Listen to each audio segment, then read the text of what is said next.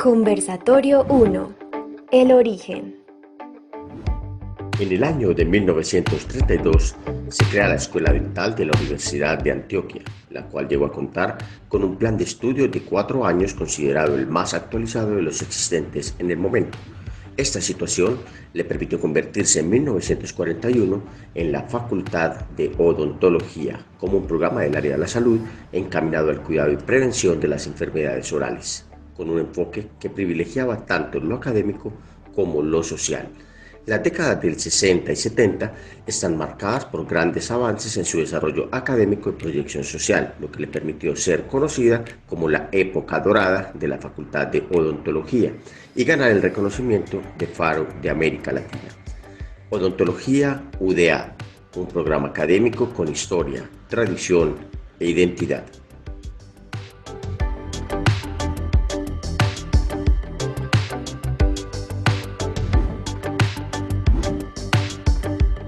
Gustaría invitarles a todos ustedes a usar el chat para consignar sus anécdotas, inquietudes, ideas que deseen sumar a este conversatorio. Estará pendiente de sus aportes nuestra gestora cultural, Diana, quien nos irá comentando cómo se va desarrollando las inquietudes y preguntas que ustedes manifestarán. Sin más preámbulos y dándoles nuevamente la bienvenida a nuestro conversatorio 8 décadas, hitos y relatos, un evento enmarcado en la celebración de nuestros 80 años. Voy a invitar, en este momento de pronto no los veo en cámara, pero a nuestros invitados especiales para que enciendan su cámara, sus micrófonos. Los voy a dejar en compañía de nuestros ilustres invitados. Ellos son los doctores Raúl Mejía Villa y Gabriel Tobón Cambas, y por supuesto de nuestra moderadora, la decana de la facultad, la doctora Ángela María Franco Cortés. Bienvenidos. Claudia, muchas gracias. Muy buenas tardes, un cordial saludo muy afectuoso para todos y para todas, profesores, estudiantes, empleados y egresados de la facultad. Estamos de celebración, estamos celebrando esta facultad octogenaria que nos representa a todos nosotros tantos y tantos recuerdos, tantos aprendizajes, tantos afectos. Y quisimos entonces en este cumpleaños dedicarlo un poquito también a la historia, porque pensamos que la historia, como lo diría alguna vez un ilustre personaje, la historia hay que tenerla muy presente para no estar condenados a repetirla, pero por muchas otras razones. Entonces, hemos preparado pues en estos 80 años una serie de conversatorios, ya les hablaremos un poquito más de los otros. Vamos a iniciar con este. Voy a saludar en primera instancia también a los doctores Raúl Mejía Villa y Gabriel Tobón Cambas, nuestros invitados especialísimos a este primer conversatorio de una serie de 8 que vamos a tener cada mes hasta el mes de noviembre. Ellos, les quiero contar a todos, aceptaron esta invitación desde el primer momento que se las hicimos y han estado muy entusiasmados haciendo memoria para compartirnos muchas anécdotas y buenos e importantes recuerdos de la historia de la facultad. Antes de iniciar, quiero compartirles estas palabras de una de las, yo la llamo de las ideólogas de esta dinámica, la profesora Marlene Cardona, que resume lo que queremos con estos conversatorios. Conversar para rememorar hitos y hechos significativos de nuestra facultad en relatos de sus protagonistas, profesores jubilados y en este caso exdecanos, sin ánimo de exhaustividad ni todo el rigor del historiador, pero sí como posibilidad del reencuentro con lo que fuimos y hoy nos permite ser, con los hechos que nos unen en un legado de 8 décadas de trasegar en la formación, la investigación y la interacción con la sociedad. Conversar para reconocer el aporte de diferentes generaciones, aportes que fueron afianzando nuestra identidad como Facultad de Odontología, Universidad de Antioquia. Un diálogo intergeneracional de reconocimiento de un camino recorrido, de unos momentos y actores claves que no podemos olvidar porque le dan sentido y se constituyen constituyen nuestra esencia. Por eso, mirar hacia atrás es la posibilidad de recoger los frutos de estos sueños y esperanzas, de vernos, de resignificar nuestro presente y de edificar nuestro futuro. Muy bien, con ese marco de intención los invito a que iniciemos este primer conversatorio, como ya se ha anunciado. Tiene como protagonistas a los doctores Tobón y Mejía y tiene como tema central los orígenes de la facultad, los primeros años y esa década tan nombrada y tan rememorada que todos tenemos presente, que fue la década de los años 60. Quiero, antes de darle la palabra a los doctores, recordar, porque sé que la mayoría los conocemos, recordar brevemente el currículo de nuestros invitados, que además estaban muy reacios a que lo leyéramos todos porque consideraban que no era necesario, pero yo sí creo muy importante leerles una buena parte del currículum de los doctores Mejía y Tobón. El doctor Raúl Mejía hizo el pregrado en odontología en nuestra facultad entre los años de 1955 y 1959. Obtuvo su grado como odontólogo en 1961 con mención de honor del Consejo Académico de la Universidad por la investigación que hizo como tesis de grado. Ellos ahora nos contarán un poquito de por qué, habiendo terminado en el 59, se graduaban algunos años después. El doctor Mejía fue becario de la OPS-OMS y realizó entonces un posgrado en salud pública en la Universidad de Sao Paulo y fue becario de la Fundación Kellogg's, con la cual hizo un posgrado en periodoncia en la Universidad de Loma Linda en Estados Unidos. Hizo docencia y fue profesora de honor entre los años de 60 y 61 y se vinculó a nuestra facultad desde el año 1963 hasta el año 1999. Entre el año 63 y el 70 fue jefe seccional del Departamento de Odontología, jefe de la sección social del Departamento de Odontología Preventiva y Social y también fue jefe del departamento. Fue decano de la facultad entre los años 1971 y 1973 y entre los años 1981 y 1983. Fue impulsor de los primeros posgrados de la facultad conducentes a título universitario de 2 años de duración, de tiempo completo, aprobados por el Consejo Superior de la Universidad en 1972. También impulsor de la creación del Centro de Investigación de la Facultad de Odontología y el primer jefe de este centro. Fue declarado profesor emérito de la Universidad de Antioquia en 1991.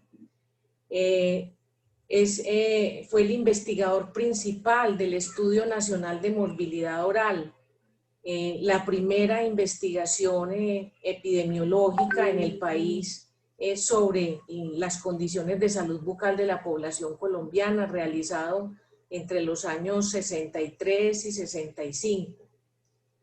Fue también investigador principal de las investigaciones que soportaron todas las decisiones para la fluoración de la sal. Y algo que el doctor no me perdonaría si no menciono, es que fue miembro fundador del Consejo Estudiantil de la Facultad de Odontología y su primer presidente entre los años 58 y 59. Fue presidente también del primer Congreso Nacional de Estudiantes de Odontología realizado en Colombia en el año de 1959. El doctor Gabriel Tobón realizó sus estudios entre los años 58 y 62. En el año 64 se graduó como odontólogo, pero en ese año que hubo en el entretiempo de terminar sus estudios y graduarse, fue profesor instructor en el Departamento de Morfología de la Facultad de Medicina de la Universidad de Antioquia.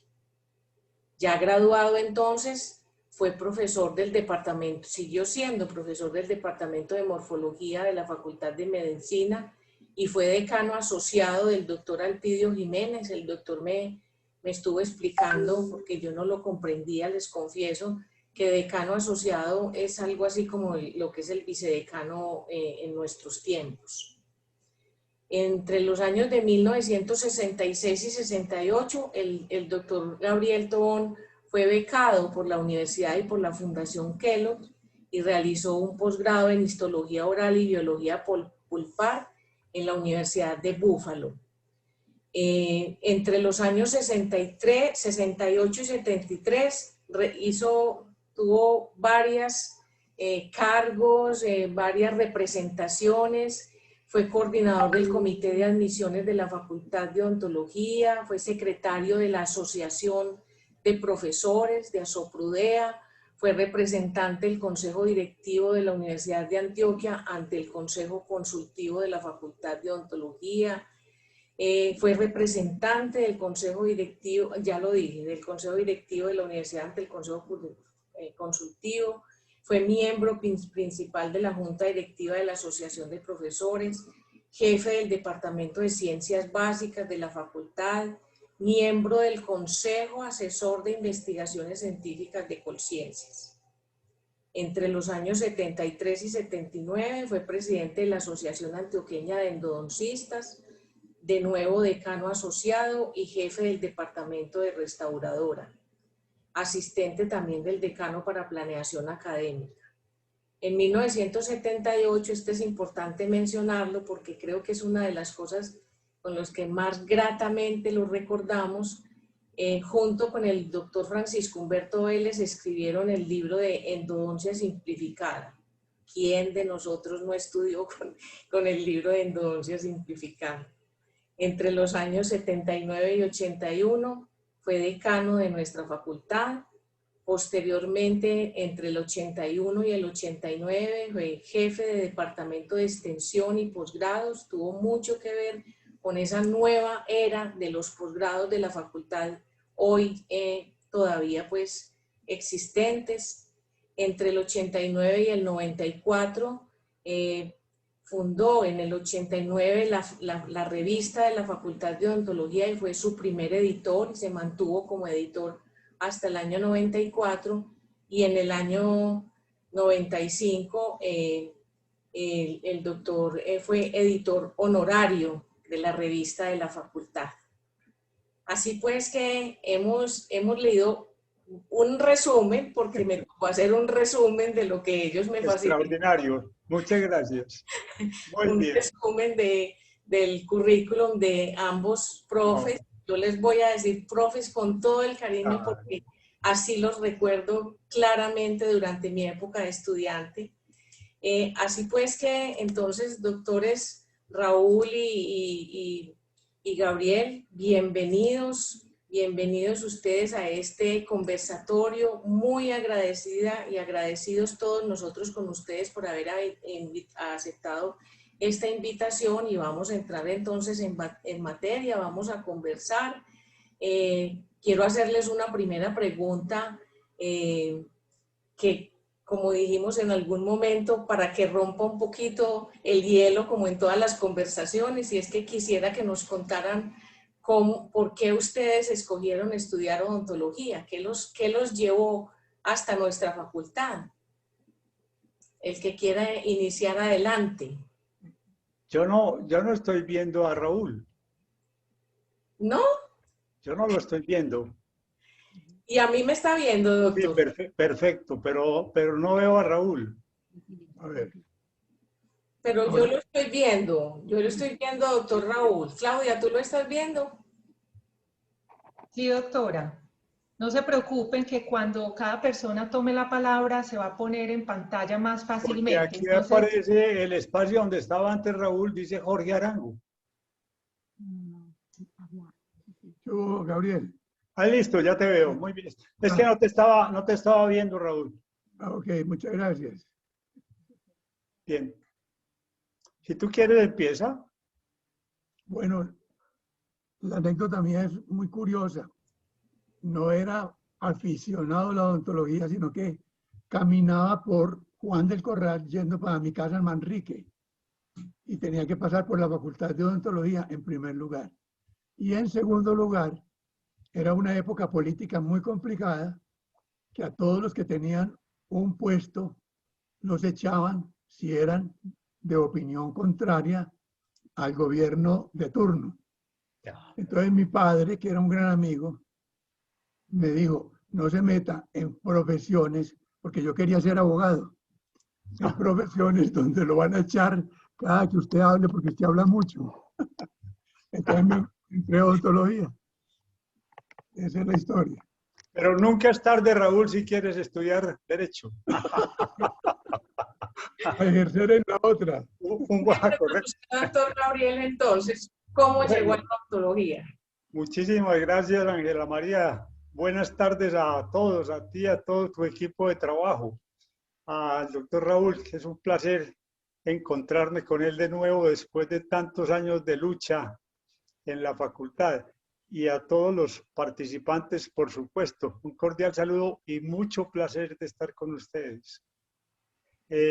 Yo estudié odontología pues, muy probablemente sin saber por qué. Uno en el colegio le hacen algo de orientación profesional. Dicen, usted puede estudiar matemáticas, usted puede estudiar biológicas. Y más o menos en mi casa había algún aire de odontología porque una hermana mía mayor era casada con un odontólogo, el doctor Gonzalo Vélez Uribe, y lógicamente pues uno veía el espejo de él, que le iba bien, que ganaba dinero con que sostener su familia, etcétera. En mi casa ya había médico, ya había ingeniero, había administrador, ya había varios profesionales, entonces quedó como el huequito, dije, a usted le toca odontología y así empecé yo la odontología. ¿Y cómo les fue con ese reto de las habilidades manuales que había que tener para enfrentarse a una carrera que en ese entonces era, creo que todavía más rehabilitadora que lo que somos ahora?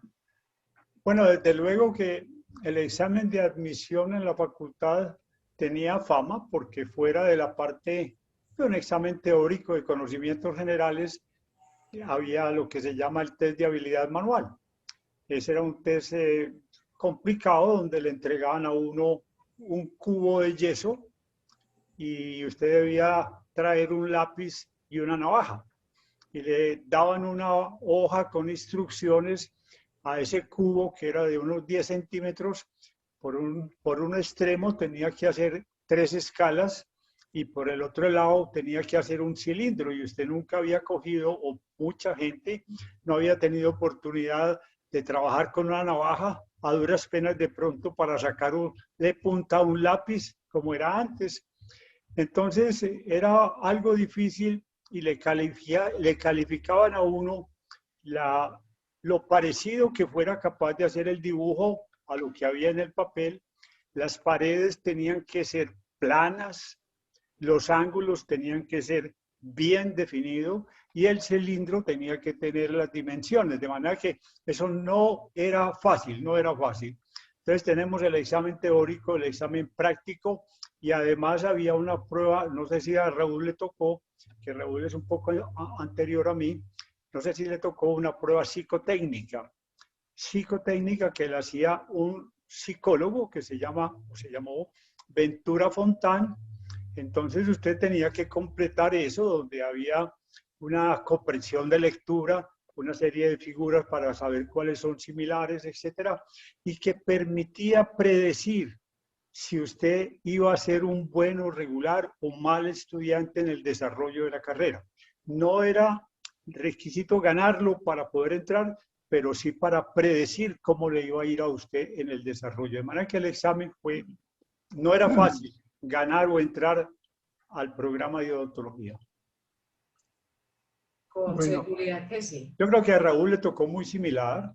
Ah, ¿O te tocó, a ti sí. te tocó también habilidad Correcto, correcto. No me tocó el psicotécnico, pero por fortuna, todo niño de pueblo tallaba en madera una Ah, cauchera para ah, matar pájaros.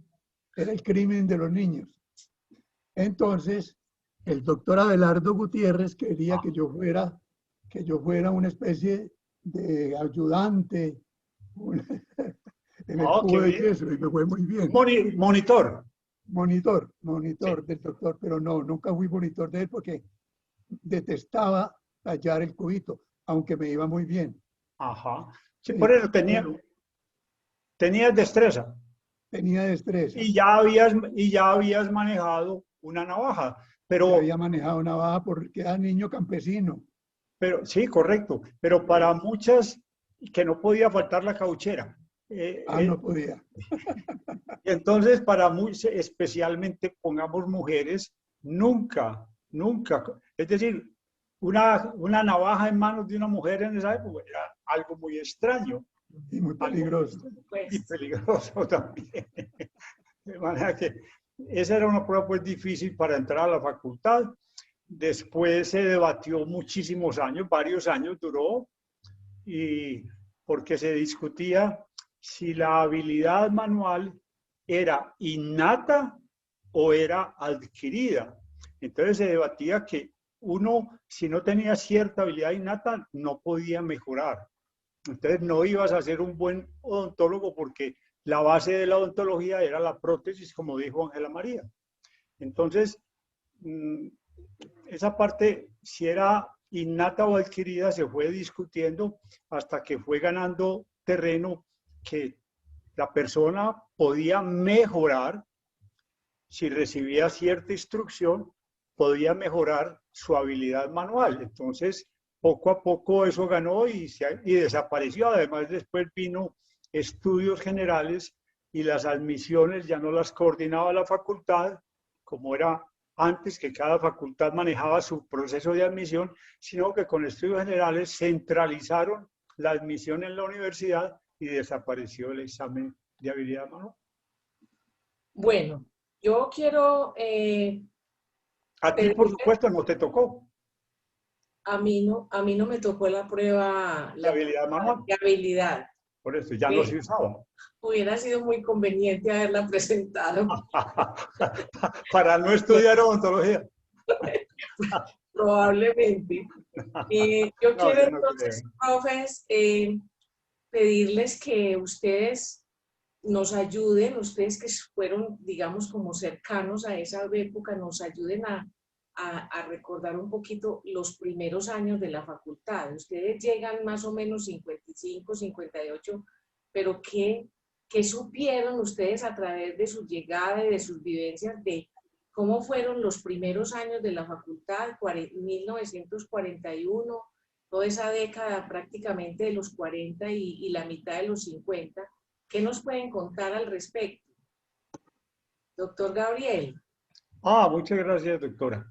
Bueno, uno oye o lee que la odontología empezó en Guayaquil, en Medellín, en el año 19, por un señor muy conocido para esa época en Medellín, el doctor Abel Uribe Jaramillo. Abel Uribe Jaramillo, 1919, barrio Guayaquil, calle Alhambra, con Maturín, corazón de la candela de la prostitución, de los bares, de bohemios, segundo piso.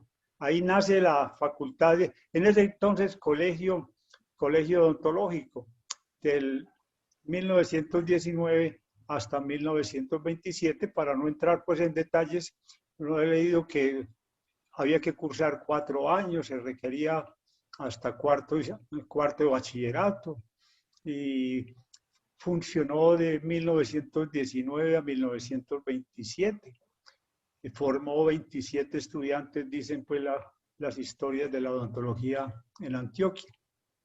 En ese grupo vale la pena recordar, en esa primera camada de dentistas, como así se llamaban, aparece Luis Ángel Rico.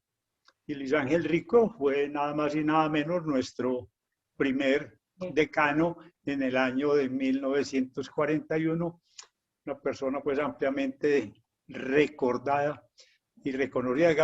Raúl, cuando ya esté hablando mucho, me da una manito y usted sigue. Le pongo a la decana que en esto nos va a frenar. Por eso.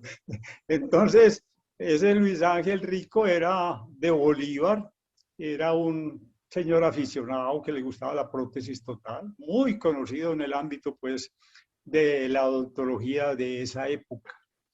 Del año 27 al 32 estuvo cerrado ese colegio y en el 32 apareció la Escuela Dental de Antioquia, ya no en Guayaquil, sino en San Ignacio, detrás del Paraninfo, que está la facultad de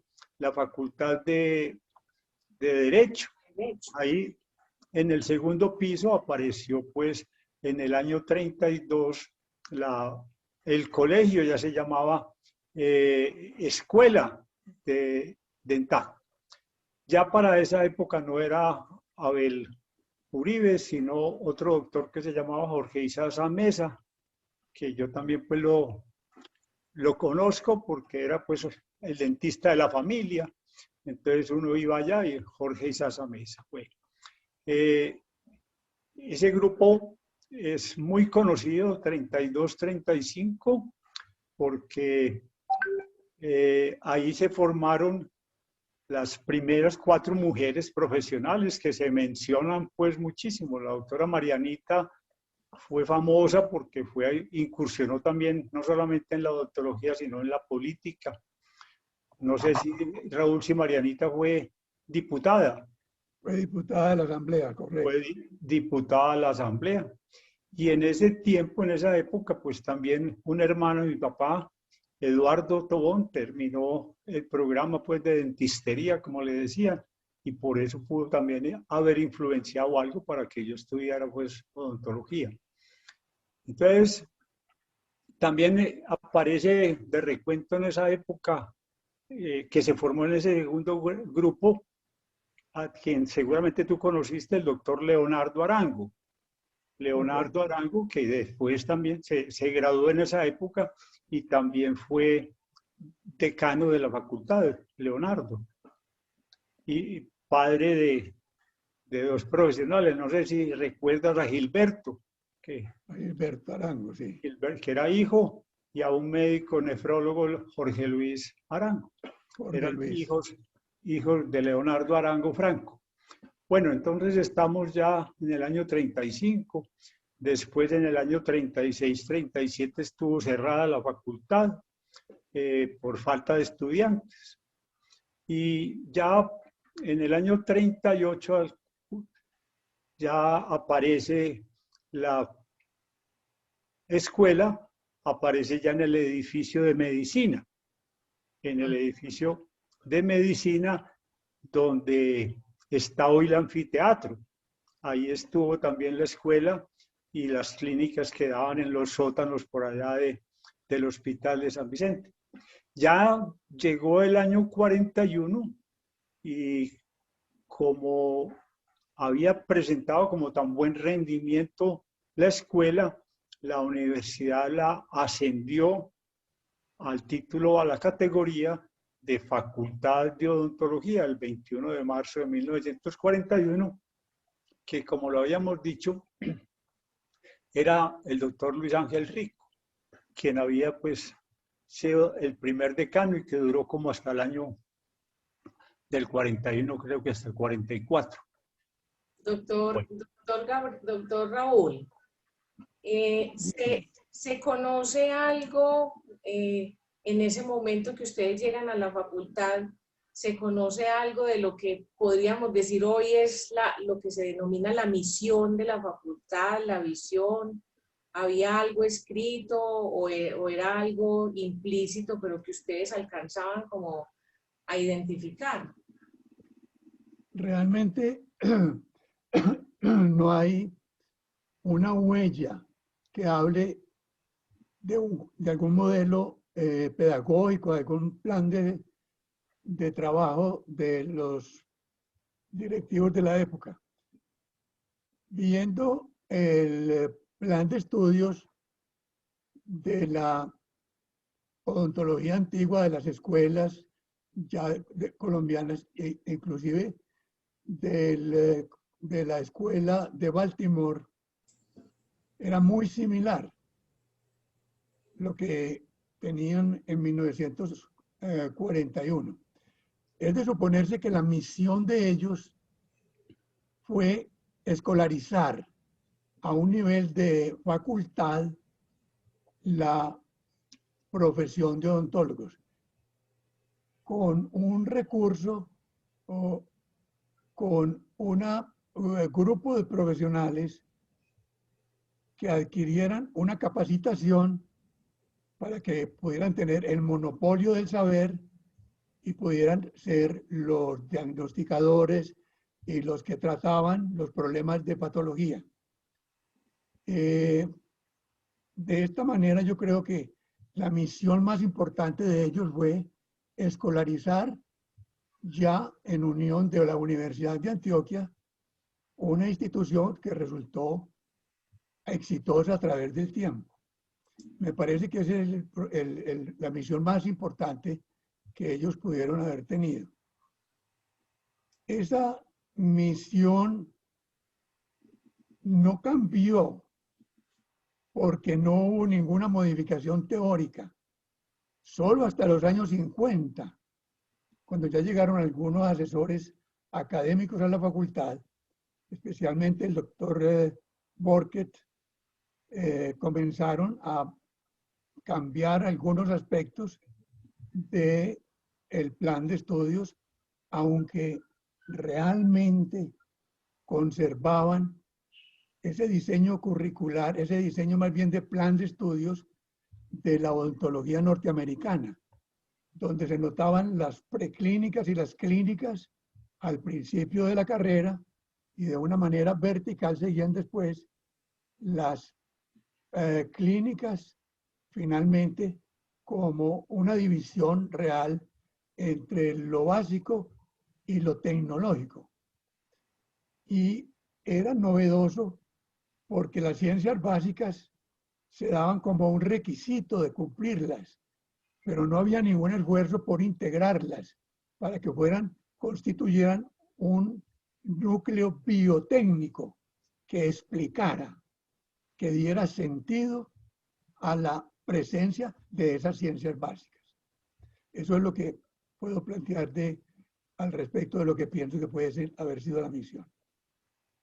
Doctor Gabriel. Sí, para la época inicial, pues lo que estaba yo comentando al principio de todas esas escuelas y todo eso, pues prácticamente uno no conocía mayor definición y poco lo que se lee sobre plan de estudios, etcétera, pero poco a poco, así como dice Raúl, por allá desde los años 50, yo fui aprendiendo y fui entendiendo la misión y la visión de la facultad. Entonces, uno fue comprendiendo que era la de formar odontólogos con alguna filosofía integral, con suficientes conocimientos científicos, actualizados, ubicados en el medio social. Le fue apareciendo la prevención, la atención en salud bucal, con ética, con responsabilidad social.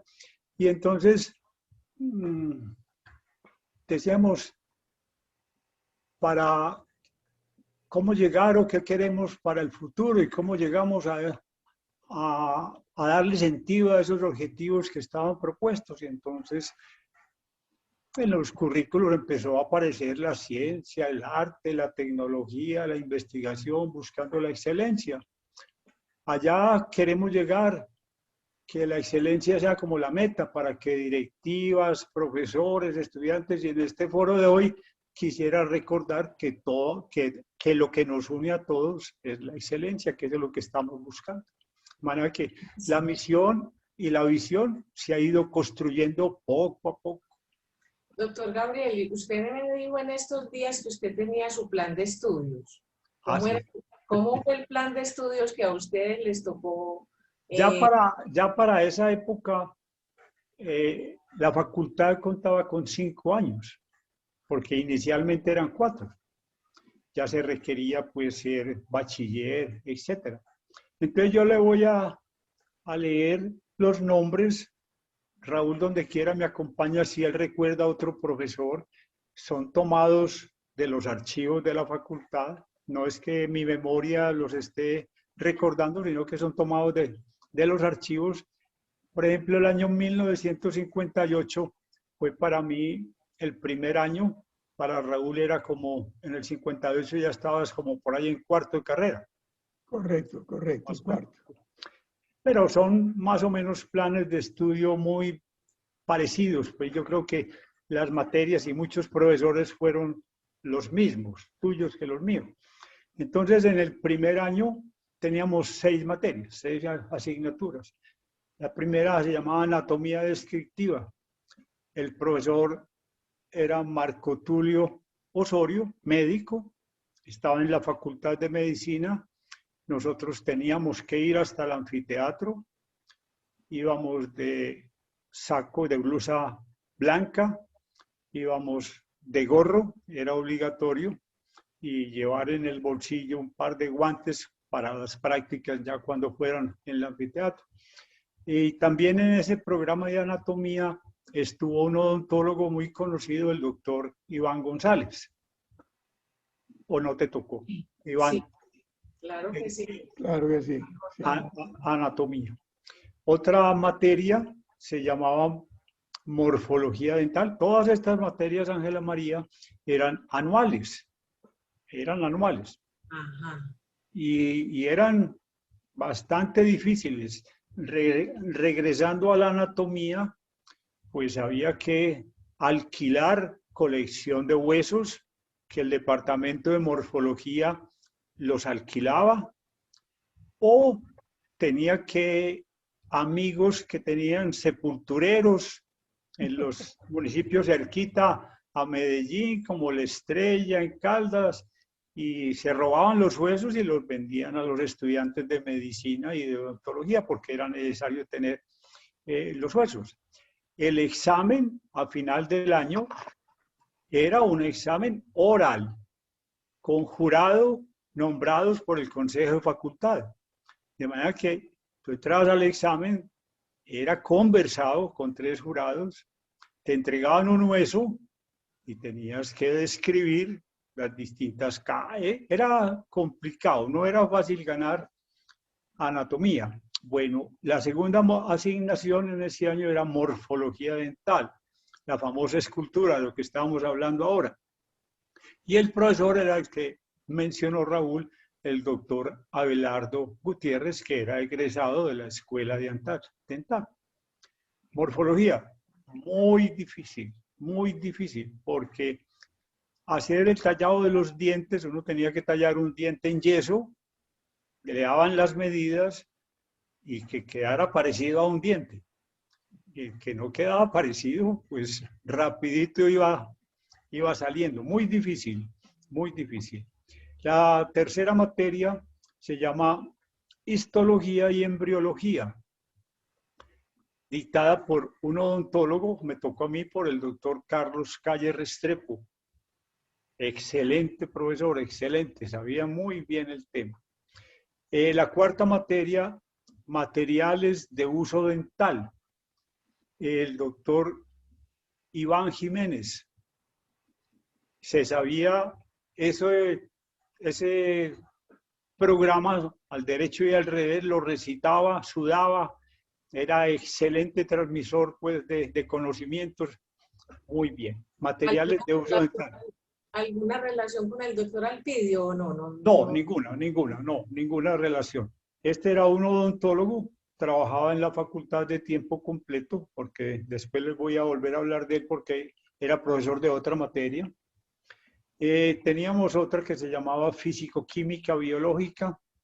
Era un odontólogo, Antonio Vélez, y un médico, Alberto Betancourt. Era de un nivel muy inferior a la química que se veía en la Facultad de Medicina. La nuestra podríamos decir que era un repaso de la química de bachillerato. pero la que daba el programa de medicina se llamaba bioquímica, bastante difícil. A nosotros nos tocó pues una más o menos fácil. Lo daba el Y doctor sí, Pela del Botero. esa era famosísima. Esa era de las materias más difíciles para los médicos, pero igualmente formativa, espectacular, buena. La nuestra era casi lo contrario, pues con todo respeto, pero era muy elemental, muy elemental. Y la sexta materia se llamaba Introducción a la Odontología, que la veíamos de noche a las 6 de la tarde. Venía y la dictaba el doctor Julián Cadavid Gutiérrez, que era un recuento de lo que el origen de la odontología en el mundo. Y entonces el doctor Julián nos mostraba mucho hasta el padre de la odontología, que se llamó Pierre Fauchard. ¿Había oído, Ángela María? Sí, Pierre, doctor. Pierre Fauchard Lo era recuerdo. un francés, creo yo. Era como el Hipócrates de la medicina. Este era pues el padre de la odontología en el mundo. Habló hasta de Santa Apolonia, también, que era como la patrona de la odontología. Y era una virgen que tenía en las manos un force y una muela. Un Con una... force. Sí, sí. Santa Apolonia, yo no sé si todavía la mencionan. Tuvimos una pintura de Santa Polonia mucho tiempo en una de las clínicas de la Sí, facultad, no recuerdo. aquí, No sé en qué momento desapareció, pero allí estuvo por mucho tiempo. sí. Doctor, ahí estamos completando solamente el primer año. Esas eran 6 las... materias del primer año anual, y muy comúnmente en el grupo de estudios había repitentes en anatomía, repitentes en morfología, que eran como las 2 materias más duras de ese año, muy duras. Permítame, entonces, yo le pregunto al doctor Raúl, ese plan de estudios de esa época era un modelo que venía, o sea, fueron nuestras influencias? ¿De qué escuelas específicamente venía ese modelo de plan de estudios? Bueno, vale la pena aquí hacer una pequeña retrospectiva. Inicialmente, hasta el siglo XX, la influencia de Francia era muy fuerte en las ciencias básicas, anatomía, histología, patología, es decir, todas las ciencias médicas básicas. Entonces, en odontología, en los primeros intentos de escolarización, predominaba lo que se enseñaba en Francia. Pero a partir ya de la revolución industrial del siglo XIX, principió Estados Unidos a tener una preponderancia no solamente en Latinoamérica, sino en el mundo entero.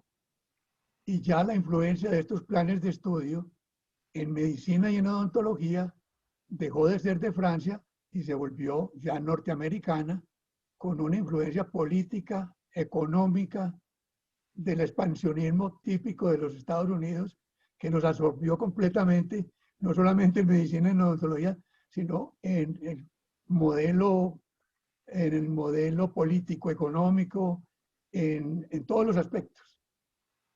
Y por supuesto, en toda la tecnología requerida para la práctica. Claro. Doctor Gabriel, volviendo a ese plan de estudios, y como no tenemos tiempo para que hablemos de otros asuntos, sí me gustaría mucho que nos hablara de las clínicas en ese momento. ¿Dónde estaban ubicadas en el plan de estudios y dónde estaban ubicadas físicamente las clínicas? Sí. ¿Cómo funcionaban? Meramente, pero para no entrar con detalle, pero te leo meramente el año 59, que era el segundo año, microbiología, fisiología, prótesis total, operatoria dental, todo esto eran preclínicas, operatoria dental y farmacología. El segundo año todavía no había ninguna clínica.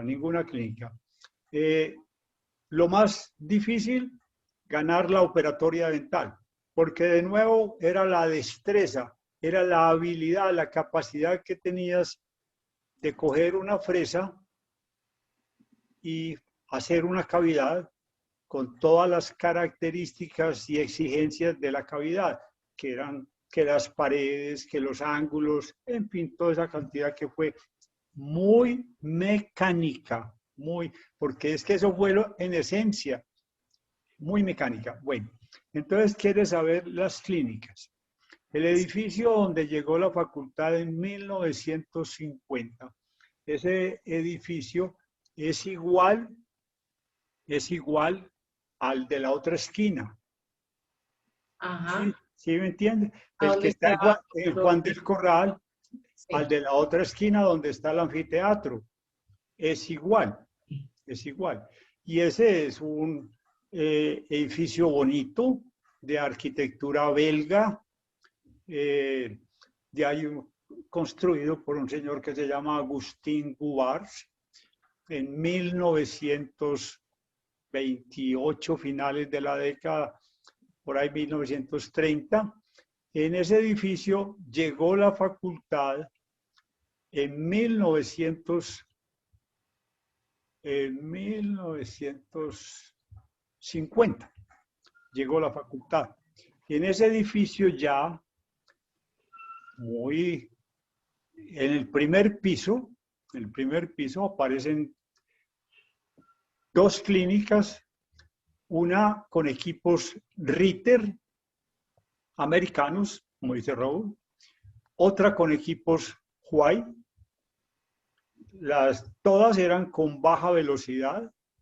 Uno necesitaba tener su pieza de mano, instalarla y traer un cable que cada uno lo portaba para que pudiera trabajar la unidad. Los sillones eran de hidráulicos, eran de pedal, uno subía y bajaba al paciente, manejado con el pie, una bomba, y no tenían espaldar movible. Todos trabajábamos de pie. En ese primer piso estaban esas clínicas Ritter, clínicas White, y estaba también otra oficina donde era diagnóstico, radiología de diagnóstico, porque el ingreso de los pacientes se hacía por diagnóstico, donde estaba el examen estomatológico, y en esa oficina o en esa cubículo se clasificaba a los pacientes y se los remitía a las distintas clínicas de la facultad. ¿Y en qué año empezaban las clínicas? Ese en el tercer año, que ya le voy a leer esta cosita. Además de esas dos clínicas que están en ese edificio bonito que tiene 3 pisos, que no tiene ascensor, que son pisos europeos, estilo europeo, muchísimo, muy altos, el doble de lo que es hoy. Entonces, reales eran como 5 pisos de altura, pero no eran sino 3 pisos. De manera que uno subía y bajaba escala, no había ascensor.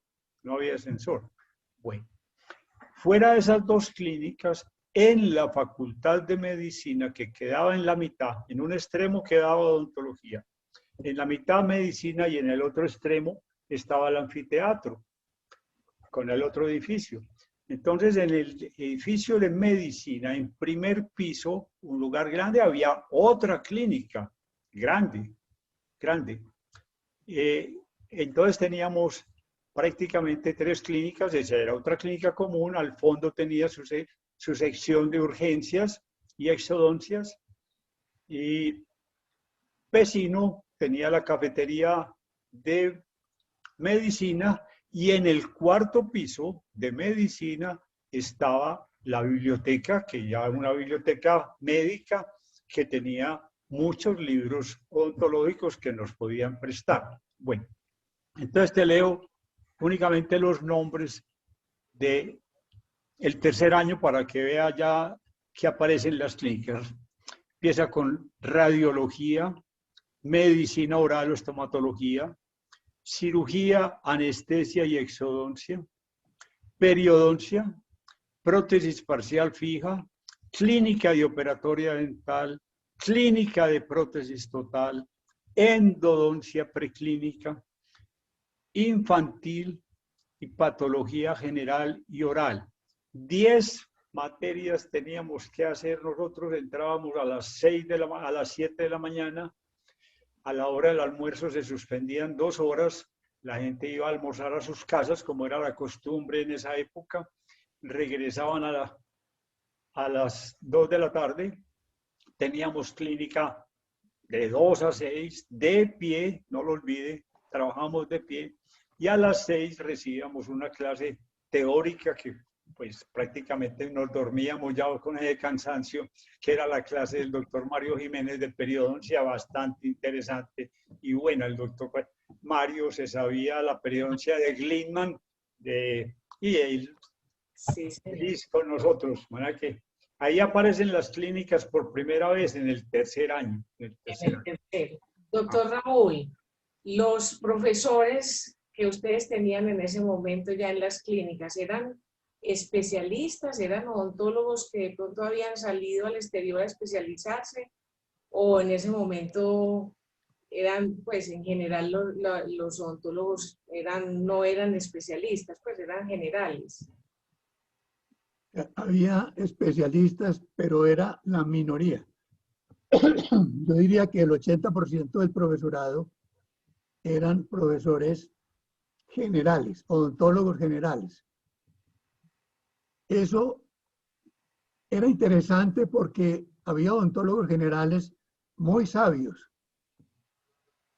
pero la acción repetitiva de esos planes de estudios tan monótonos, tan diseñados, tan poco emocionalmente diseñados, hacía que se volviera un acto repetitivo insufrible, constante, tanto lo clínico como lo preclínico.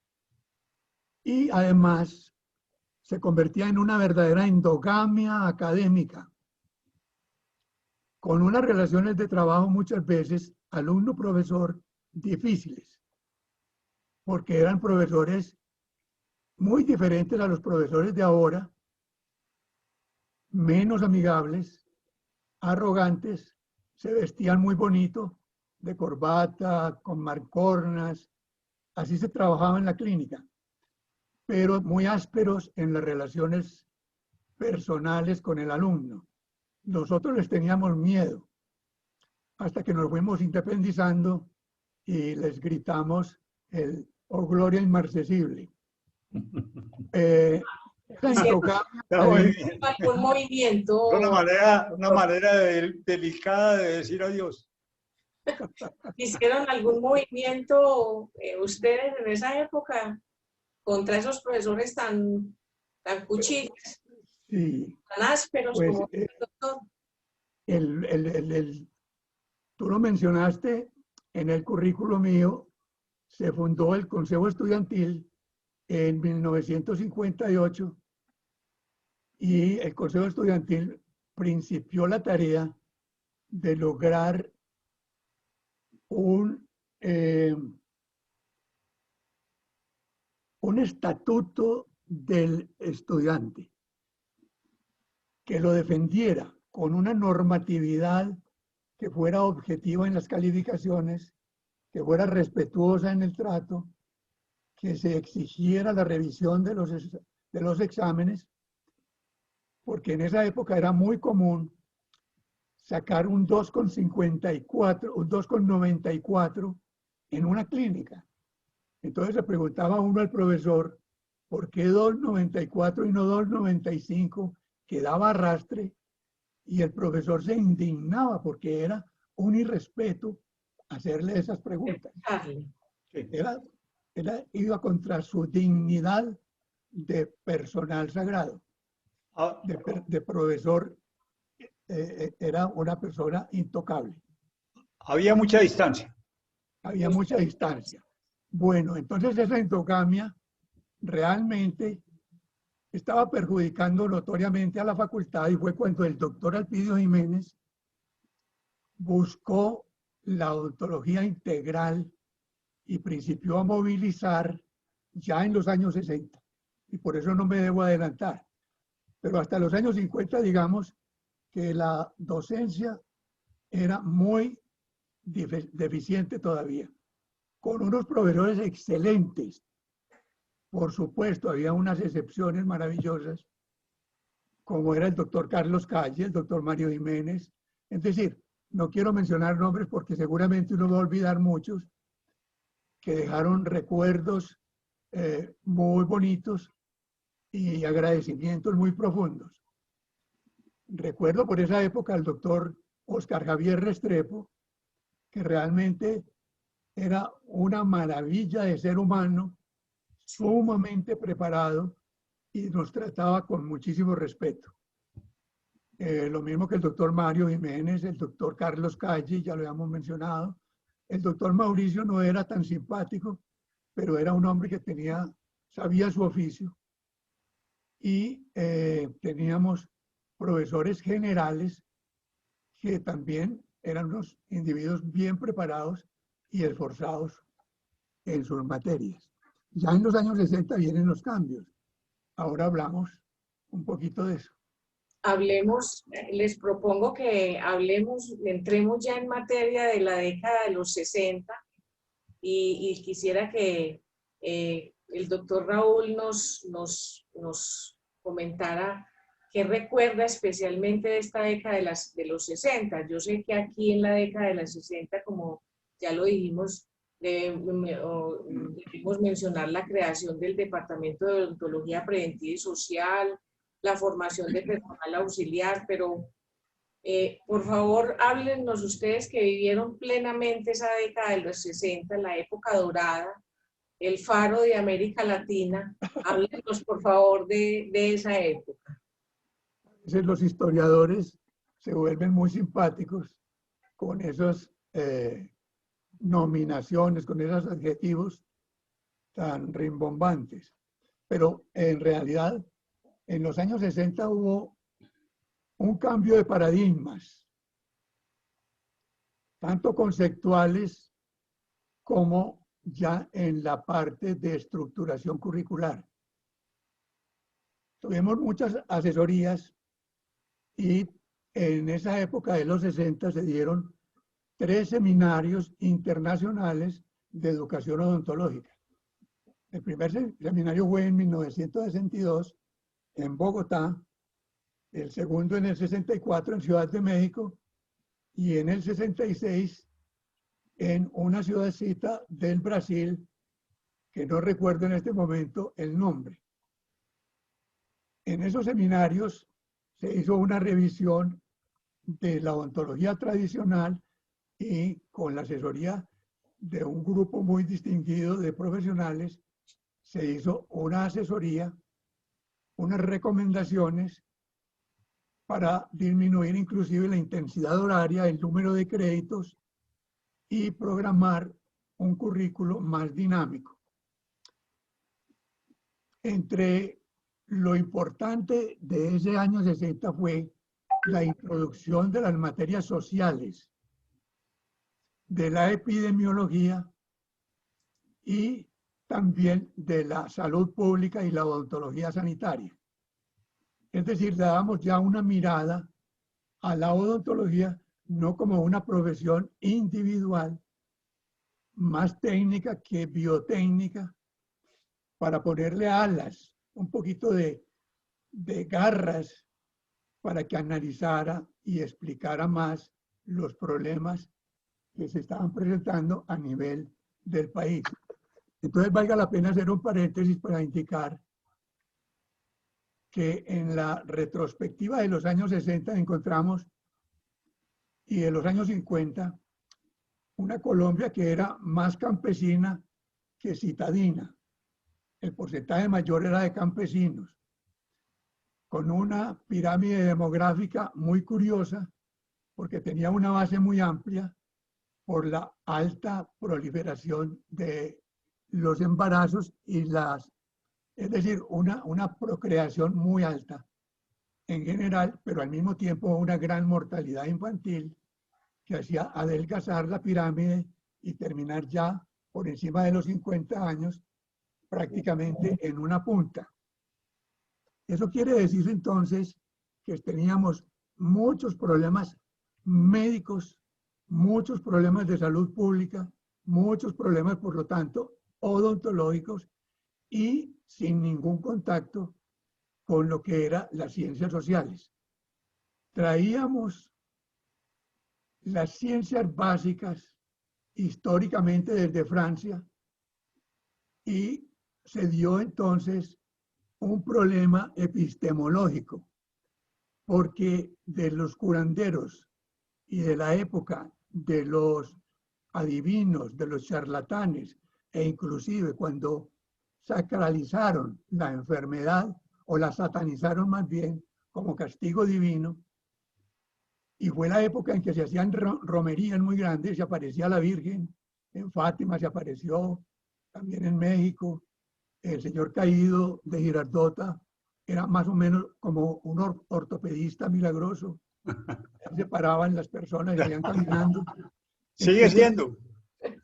Entonces, surge un problema en lo que fue unos hallazgos científicos de finales del siglo XIX y hasta mediados del siglo XX con la etiopatología. Se creyó en la etiopatología exclusivamente biológica, como un ente etiológico microbiano fundamentalmente con las investigaciones de Koch. Y así surgió entonces una medicina limitada al acto clínico, con la creencia de la etiopatología biológica, exclusivamente. Entonces vino el conflicto con las ciencias sociales que explicaban desde el punto de vista epistemológico la relación del proceso salud-enfermedad. Y ahí principió a tener vigencia en la docencia médica y en la docencia odontológica esta explicación epistemológica salud-enfermedad.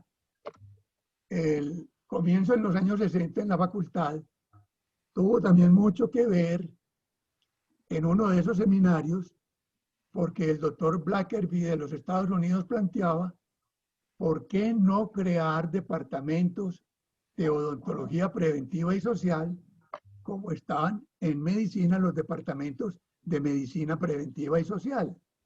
Recuerden ustedes al doctor Héctor Abad Gómez, un hombre muy respetado académicamente y muy venerado por su triste fin, por el hecho de hablar con epidemiología como testigo de los problemas de salud del país. Quería hablar era del Departamento de Medicina Preventiva y no del doctor Abad. Perdón. El Departamento de Medicina Preventiva inició en la década de los 50, probablemente en el 55 o 56. Entonces el Departamento de Odontología Preventiva y Social, con los planteamientos de Blackerby, la asesoría del doctor Mario Chávez, el apoyo de la Organización Mundial de la Salud, a través de la Oficina Sanitaria Panamericana, principió este trabajo y dio un paso más para convertir en cátedra la comunidad. Principió el estudiante de odontología a tener contacto con la zona rural. Y en la zona rural vio el analfabetismo, vio la desnutrición, vio la falta de vivienda, vio la falta de trabajo, se encontró con el hambre y vio la epidemiología odontológica, porque principiamos a hacer muestreos, grupos de ensayo, y se fueron familiarizando con ese relacionar de la epidemiología general, la epidemiología específica y la salud pública en las regiones rurales. De manera que eso fue el gran paso que dio el Departamento de Odontología Preventiva y Social curricularmente, transformando esos paradigmas tradicionales que se traían desde Baltimore.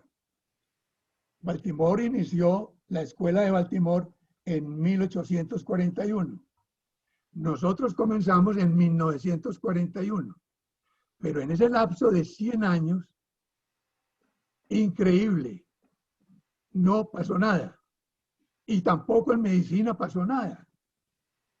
Apenas las grandes investigaciones de medicina comenzaron fue a finales del siglo XIX y en el siglo XX. Tuvimos dos guerras, tuvimos la crisis económica de los años 30, tuvimos las grandes violencias de los años 40, 48, 49, 50 de Colombia, y todo eso dio un cuadro en la medicina y en la odontología, por supuesto, peor aún, que nos sirvió para hacer reflexiones y tomar muy en serio que la medicina no era el acto clínico, ni la odontología era el acto clínico, que era mucho más que eso. Y entonces tenemos que hablar de simplemente de la formación universitaria académica, que es una cosa que siempre nos ha ido bien, y sobre todo a partir de los años, cuando ya se hizo reformas, modificaciones curriculares, y se comenzó con los posgrados, ya de los años 70. Con los posgrados se buscó un especialista que pudiera ayudar en la docencia con mayor fluidez científica, que pudiera investigar y que sirviera también en la clínica privada. Era un trípode fabuloso que nos oxigenó una academia tan anquilosada, como decir, de los años, es decir, de la época de Baltimore, de 1840.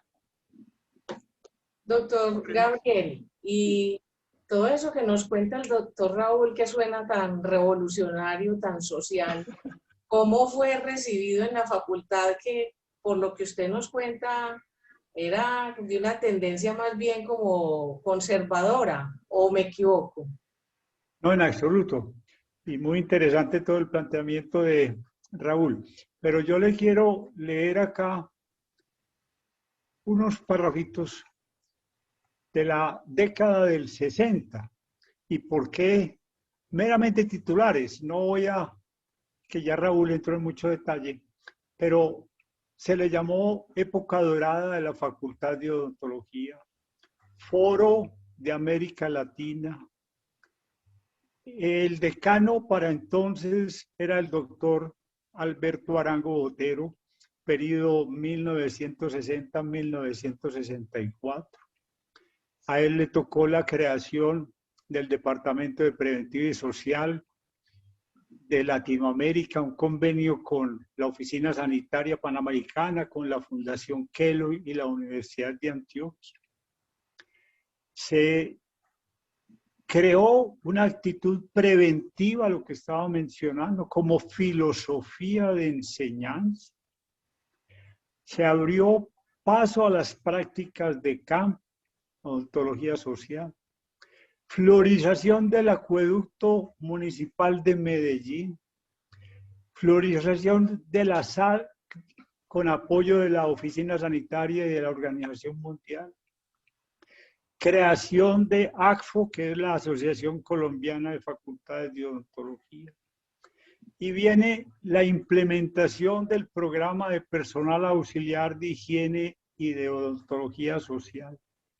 Entonces, aquí Raúl mencionaba ahora al doctor Oscar Javier, que fue el anterior al doctor Alberto, que también fue iniciador o pensador. A mí me tocaron reuniones de estas tres personas, Oscar Javier, Alberto Arango y Alpidio Jiménez, que yo creo que partieron la enseñanza de la odontología antes y después, porque ese es el momento en el cual se empieza a hablar de prevención.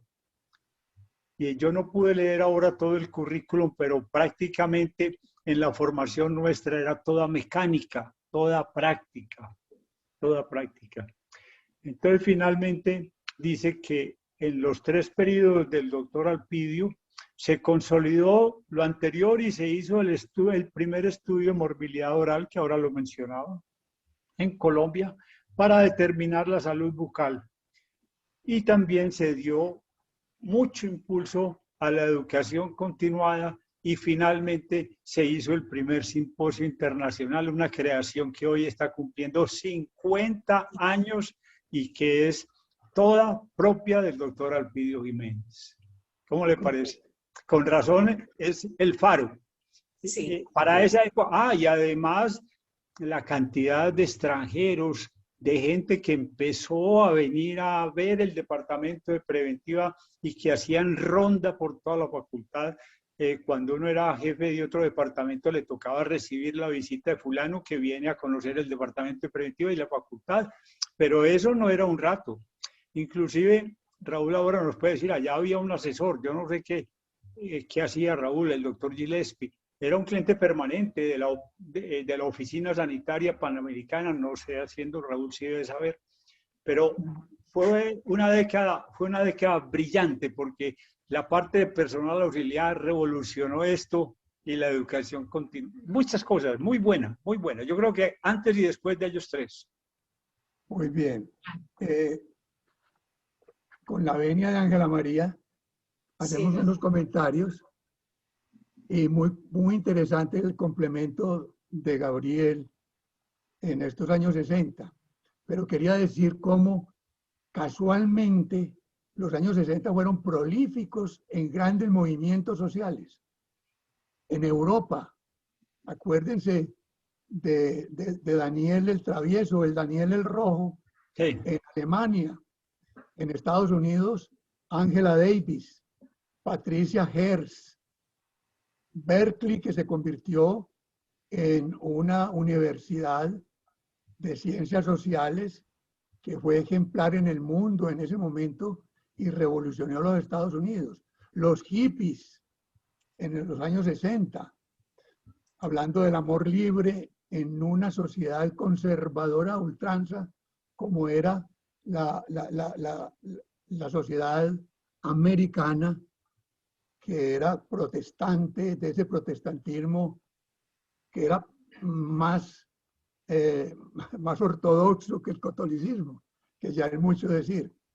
Y fuera de eso, se dio en los cambios curriculares de medicina y de odontología, por supuesto, transformaciones muy grandes con los proyectos norteamericanos de expansionismo, porque necesitaba hacer una vinculación mucho más estrecha y tuvimos aquí asesores de Estados Unidos en medicina, de la Universidad de Tulane, por ejemplo, fueron asesores durante 10 años, alrededor de 10 años, se crearon los departamentos más interesantes de la Facultad de Medicina. Y con relación al doctor Gillespie, él trabajó más en la Facultad de Salud Pública y en la Oficina Sanitaria Panamericana. Pero esa pregunta que me hace el doctor Tobón, que qué hacía él aquí, también me la hacía yo entonces y todavía me la hago. O sea, ¿qué vino él aquí? No quedaba muy claro, doctor. No, está muy buena la síntesis, Raúl. Muy bien. Ya entendí muy bien qué hacía. Con relación a doctora Ángela María, con relación al personal auxiliar, como decía el doctor Tobón, es importante anotar que el objetivo era vincularlo directamente al currículum de la facultad. Claro. Para que el estudiante de pregrado tuviera una delegación de funciones y los profesores le pudieran dedicar más tiempo a una odontología integral. Era una época en que el estudiante se preparaba en ortodoncia, en periodoncia, en endodoncia. Pues no a la altura de un posgrado, pero era un individuo que iba a la zona rural, al año rural, inclusive hacía ortodoncia, hacía periodoncia, tenía un concepto muy claro. Muy bien de preparado. La odontología preventiva, de la salud pública. Era un líder que trabajaba inclusive en acueductos rurales, en cosas que no eran de la odontología, pero que se unía a los programas de odontología, a los programas de saneamiento ambiental y tuvimos muchos comentarios muy positivos al respecto de estos individuos en el año rural. Me faltó hacer un comentario muy interesante con relación a la época de la revolución industrial de Manchester y Massachusetts. Cómo esa revolución industrial creó una medicina social, pero para los trabajadores. Y aquí se imitó esa revolución en el Seguro Social, que se fundó en 1946 por el doctor Mariano Espina Pérez, pero solamente para los trabajadores, con el fin de que la plusvalía de la empresa privada no sufriera. Sin embargo, los campesinos, que eran la mayoría de la población en ese momento, la población que estaba en economía informal, los trabajadores de la informalidad no tenían absolutamente ningún recurso de salud ni ninguna prestación social, tipo cesantías, tipo jubilación o nada de estas cosas. Entonces quiero decir cómo en el momento actual parece ser que se renueva la idea de formar el recurso, el talento humano, no solamente de medicina y odontología, sino el talento humano en la educación superior, acorde con las necesidades de la industria, del comercio, del poder económico, del modelo neoliberal.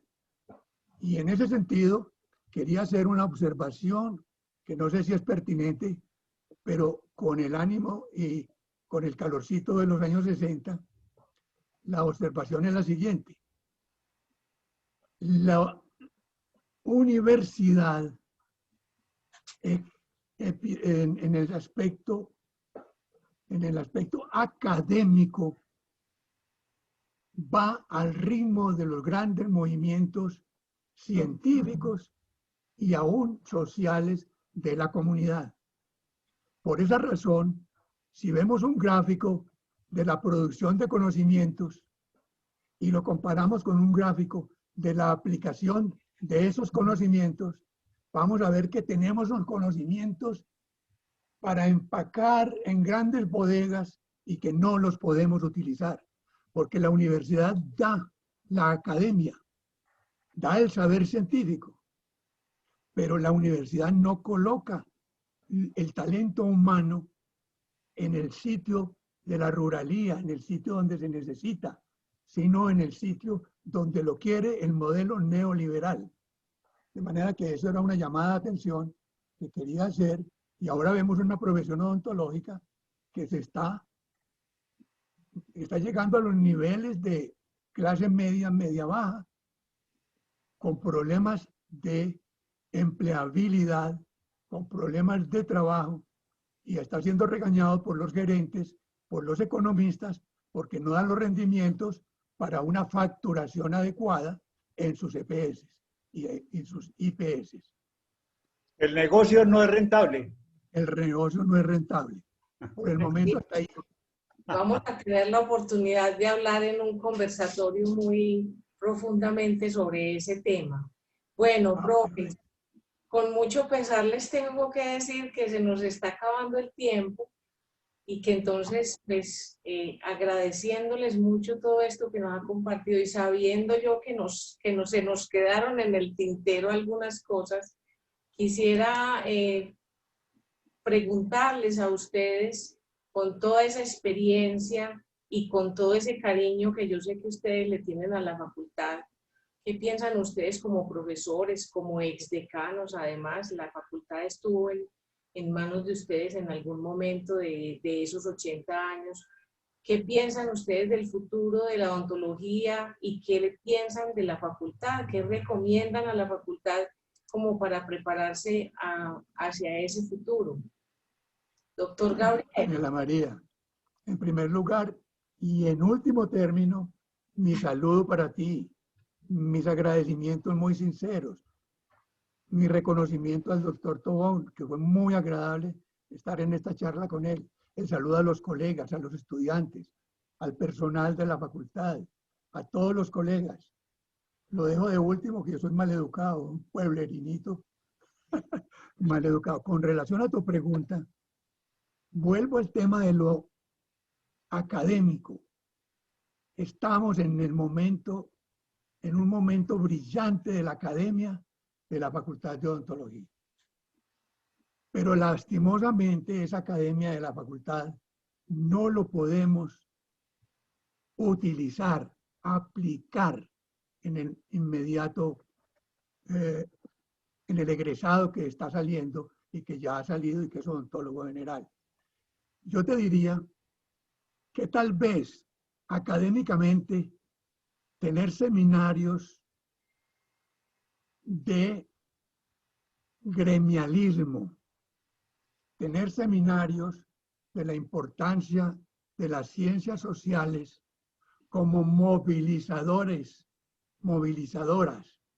de la etiopatología, pero social, de tal manera que se unan las profesiones de la salud, que se unan con otras profesiones de servicios y que se puedan fortificar grandes sindicatos de nuestros egresados para que luchen por la práctica de sus facultades por el país, por la comunidad, por la zona rural y realmente continuar con lo que se viene haciendo en la facultad, una revisión de currículo, una actualización de todos los procesos de transformación curricular de los años 90 y, eso sí, hacer que a través de estos seminarios de ciencias sociales y de gremialismo, la universidad y las profesiones de la salud cumplan con una de sus misiones más importantes, que es no la academia solamente, sino ser crítica, una universidad crítica, una academia crítica, crítica en el sentido total de acuerdo con la evidencia científica, esa epidemiología social crítica, esa pedagogía crítica. De manera que eso sería lo único que yo recomendaría a Ángela María, dar un giro a lo social en ese sentido para luchar por nuestra profesión y por todos los que hemos ganado en la parte social de la odontología. Muchas gracias, doctor. Doctor Tobón, cuéntenos usted qué piensa. Bueno, igualmente pues le reitero mis agradecimientos, Ángela María. Pasé feliz en esta charla con Raúl, contigo. Nos podíamos quedar horas y horas recordando viejos tiempos. Nos falta, yo diría que apenas empezamos. Pero yo veo que en el futuro va a dominar mucho la parte tecnológica. Le doy meramente un ejemplo. Hoy existen sistemas muy modernos en prótesis que su costo es demasiado alto para el gremio. Uno que otra persona puede comprar una cámara, por ejemplo, un sistema CAD-CAM. Ellos tienen una cámara digital intraoral, que esa cámara toma la fotografía, toma la impresión, la transmite a un computador, talla el diente, lo termina y lo entrega en muy pocas horas. Eso que vale muchos millones, ya hoy en Bogotá lo están ofreciendo como un servicio a domicilio. Entonces meramente le imagino que toda esa tecnología que tienen va a estar al alcance de gran cantidad de odontólogos a muy bajo precio por efecto de la tecnología. Usted no tiene que tener el equipo y no meramente llamar, le toman la impresión, le entregan la corona, etcétera, y usted termina. La tecnología que va a o ya está introducida fuertemente pues en la parte odontológica. Yo quiero finalizar con algo que encontré en internet que me identificó plenamente de lo que ha sido la evolución de nuestra profesión. Dice así: como puede leerse a lo largo de sus 80 años, el programa de odontología de la Universidad de Antioquia ha ido mutando de una expresión simple y quizá precaria, toda la mecánica, que lo ubicaba en sus inicios en el desarrollo de habilidades para un ejercicio meramente técnico, que eso era lo que hacíamos nosotros, hacia la apuesta por una formación integral de profesionales conocedores de las posibilidades y opacidades del contexto, poseedores de los conocimientos científicos suficientes y actualizados, sensibles y comprometidos para enfrentar los desafíos del mundo contemporáneo en términos de promoción, prevención y atención en salud bucal con sentido ético y responsabilidad social. Muchas gracias, muy queridos. Muchas gracias a los dos, doctor Raúl, doctor Gabriel. Yo les quiero contar que tuvimos una asistencia promedio de 116 personas en este conversatorio. Eso nos complace mucho. Son personas, les quiero leer 2 o 3 comentarios de los que hay en el chat porque me parece importante que ustedes los conozcan. El profesor José Vicente Vallejo dice: me da mucho gusto ver a mis maestros. Inicialmente conocí al doctor Tobón Cambas como profesor de histología en el CES y al doctor Raúl Mejía en el pregrado de estomatología. Grandes recuerdos, un abrazo y muy agradecido. Más abajo, y nos escribió en algún momento de este conversatorio el doctor Darío Cárdenas, que recordaba en ese momento que se había graduado el doctor Roberto Escobar, padre del doctor Alfonso Escobar. Alfonso Escobar también muy recordado en nuestra facultad. Mi compañero. Muy amigo de Raúl. Mi compañero. Claro, sí, señor. Sí.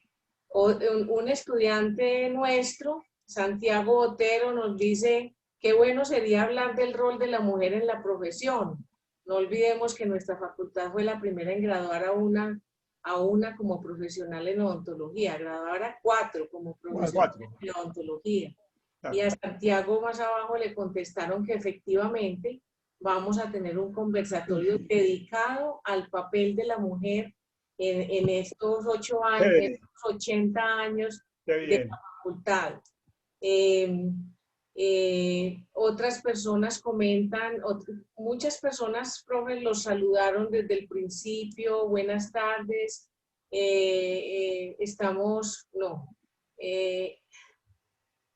de quien quiera que haya sido la idea de estos conversatorios, mil y mil felicitaciones. Es emocionante ver y oír a nuestros maestros. Qué rico este espacio, muchas gracias por pensar en ello, les mando un súper abrazo. Bueno, yo ya no lo veo, estoy sin gafas, pero yo vi varios saludos dirigidos a ustedes especialmente. Maravilloso el reencuentro, muy complacida de escuchar nuevamente a estos profesores y su testimonio, muy valioso el aporte a la profesión. El tiempo pasa y siempre es importante conocer la historia, de manera que sé que... Señora María. Sí, doctor. Robó un segundo. Claro Para todos ellos, un abrazo y muchos agradecimientos. Igualmente para todos. Bueno. Muy contentos. Como dijo el doctor Gabriel, todo el tiempo del mundo no nos alcanzaría para escuchar los relatos y las anécdotas que ustedes tienen para contarnos. No me cabe la menor duda de que ha sido una velada muy especial. Muchas gracias, doctor Raúl. Muchas gracias, doctor Gabriel, por su generosidad. Es muy importante tener presente la historia, como dijimos al principio, para edificar el futuro, sobre todo. Un futuro que a propósito se nos presenta hoy con unos desafíos muy complejos. Antes de concluir, quiero invitarlos a todos a que participen de los siguientes conversatorios en los que nos acompañarán otros profesores jubilados y en algunos casos exdecanos también. El próximo conversatorio va a ser el 17 de junio. Tendremos como invitados a los doctores Raúl Jiménez y José Radi, conversando con la profesora Gloria Álvarez sobre la creación de la unidad de estomatología, hoy unidad de cirugía maxilofacial y estomatología. Con toda seguridad va a estar también entretenido. Por ahí he visto al doctor Raúl Jiménez, que se distingue fácil por el pajarito que tiene ahí en su perfil. Un saludo. Un pajarito muy bonito. Un saludo al doctor Raúl Jiménez, que nos va a estar acompañando entonces el próximo mes. Y bueno, los vamos a dejar con una última sorpresa, que sé que va a ser muy emocionante para todos nosotros. Adelante, Claudia. Doctores, muchas gracias. Y muchas gracias. Feliz noche. Feliz noche. Bueno, entonces, como dice la decana, tenemos un pequeño detalle muy especialmente para nuestros exdecanos. Contarles también, decana, que estamos recogiendo todos los mensajes que han puesto nuestros asistentes y los compartiremos con ellos para que reciban. Gracias. Sí, señor, para que reciban esos mensajes, porque la verdad han sido muy emotivos y muy bonitos. Y por supuesto, entonces, a ustedes dos y a todas las personas que hoy nos acompañaron, los invitamos en nuestros próximos conversatorios. Los dejamos entonces con el himno de la Universidad de Antioquia para que disfrutemos entre todos estas imágenes tan hermosas de nuestra alma mater.